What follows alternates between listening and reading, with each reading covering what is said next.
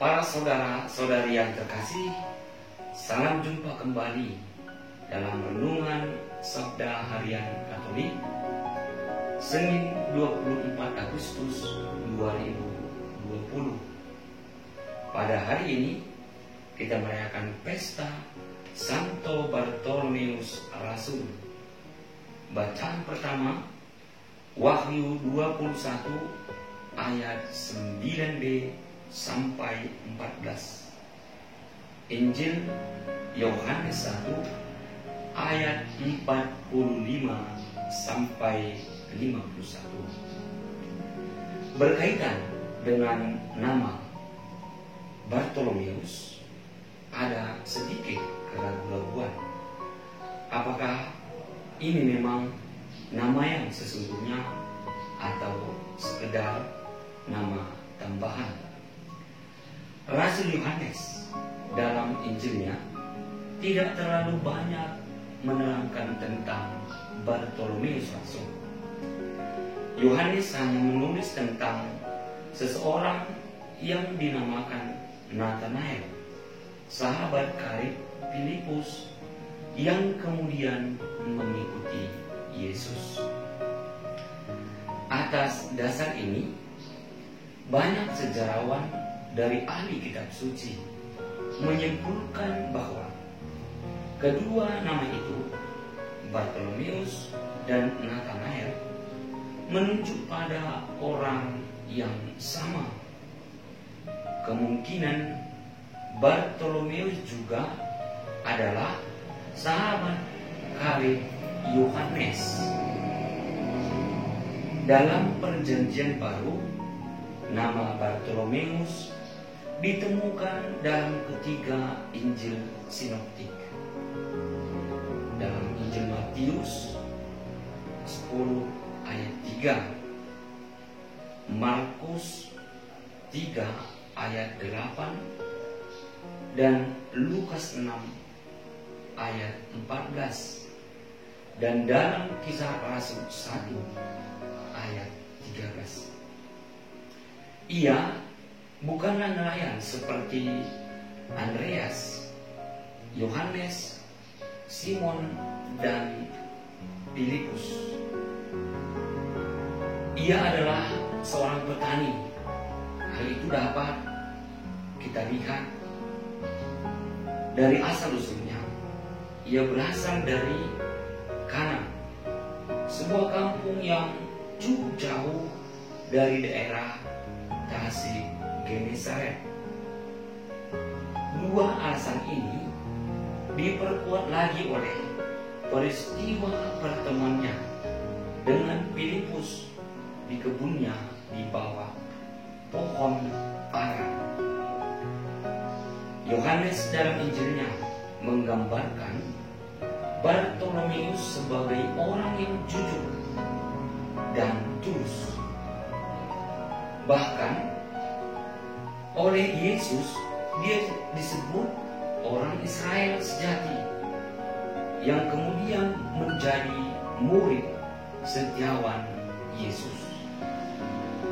Hal itu bisa tampak ketika Yesus menampakkan diri di Danau Tiberias. Ia juga ikut menyaksikannya. Dan pada saat Pentakosta, oleh kekuatan Roh Kudus, ia menjadi salah satu pewarta yang handal dalam mewartakan Injil ke berbagai tempat. Bartolomeus mati sebagai martir Kristus di Albanopolis, tepi laut Kaspia, pada masa pemerintahan Astyages, Raja Armenia. Pada saat Filipus menceritakan tentang Yesus kepada Nathanael, ketika kita membaca Injil tadi, ia dengan polosnya bertanya, mungkinkah akan ada sesuatu yang baik dari Nazaret?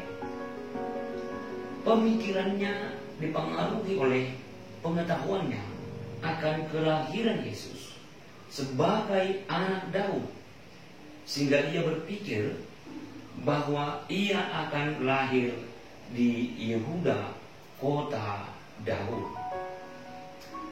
Tanggapan Nathanael ini bukan mau mengatakan bahwa ia tidak percaya dan menanggapinya juga secara serius. Tapi memang demikianlah pengetahuannya. Di kalangan orang Yahudi diyakini bahwa Mesias akan dilahirkan di kota Daud. Melihat keraguan-raguan dalam diri Nathanael, Filipus mengajak dia untuk mendekat dan melihat Yesus. Yesus berkata, "Lihatlah, inilah seorang Israel sejati. Tidak ada kepalsuan dalam dirinya."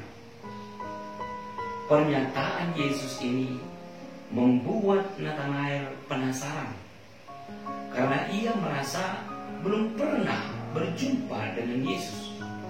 Tetapi Yesus bisa tahu, Yesus bisa mengenali siapa dirinya.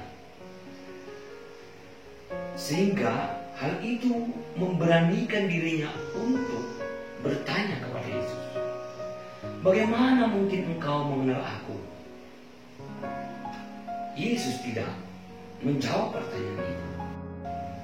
Yesus tidak menjelaskan bagaimana ia mengenal Nathanael. Justru Yesus malah mengatakan kepadanya bahwa sebelum Filipus memanggil dia, Yesus telah melihatnya di bawah pohon ara. Pernyataan Yesus yang kedua ini membuat Nathanael tidak ragu-ragu lagi mengatakan bahwa Yesus adalah anak Allah, Raja orang Israel. Kenyataan seperti pengalaman Nathanael ini sering juga menjadi pengalaman hidup kita, di mana seringkali kita kurang percaya akan sabda Tuhan yang disampaikan kepada kita. Kita malah sering berbelit-belit untuk menanggapi iman kita, untuk menyatakan iman kita akan Yesus yang senantiasa sungguh mengenal kita dan mencintai kita. Kita sering mempertanyakan, apakah ia memang sang penyelamat bagi saya, sang penyelamat bagi kita, terutama pada saat kita mengalami berbagai macam cobaan dalam hidup kita. Percobaan itu seringkali membuat kita kurang percaya. Kita kurang mampu melihat bahwa Yesus dapat membebaskan kita dari semua derita yang kita alami. Apalagi ketika kita berdoa, ketika kita mencoba untuk sesering mungkin memberi diri dalam gereja, memberi diri dalam lingkungan. Tetapi persoalan itu tetap tidak dapat kita selesaikan. Maka keraguan-raguan kita akan Tuhan senantiasa akan semakin mempengaruhi kita untuk meninggalkannya. Yesus tahu siapa kita. Yesus sungguh mengenal kita. Ia tahu apa yang menjadi kebutuhan kita. Dan yang pasti, Ia tidak pernah menginginkan kita menderita. Dan yakinlah, Yesus telah merencanakan sesuatu yang indah dalam hidup saudara, dalam hidup kita. Jika kita mau percaya dan tidak meragukan kebaikannya atas hidup kita. Yesus berkata kepada Nathanael bahwa ia akan melihat sesuatu yang jauh lebih besar daripada sekedar mengetahui dan mengenal Yesus. Mungkin juga hal ini akan kita alami juga. Kita pun akan melihat sesuatu yang jauh lebih besar, lebih indah, lebih daripada semua pengalaman hidup yang telah kita lalui, yang telah kita lewati. Karena itu, para saudara-saudari yang dicintai Tuhan kita Yesus Kristus, jangan lagi kiranya kita meragukan Tuhan dalam hidup kita. Sekali lagi, Ia sungguh mengenal kita. Maka Ia tahu apa yang menjadi kebutuhan kita. Maka marilah juga kita berusaha untuk mengenali Yesus dalam hidup kita, agar kita pun tahu apa yang diinginkan oleh Yesus dalam hidup kita. Sehingga dengan demikian, hal-hal besar yang telah dijanjikannya kepada kita akan menjadi sumber sukacita abadi bagi hidup kita.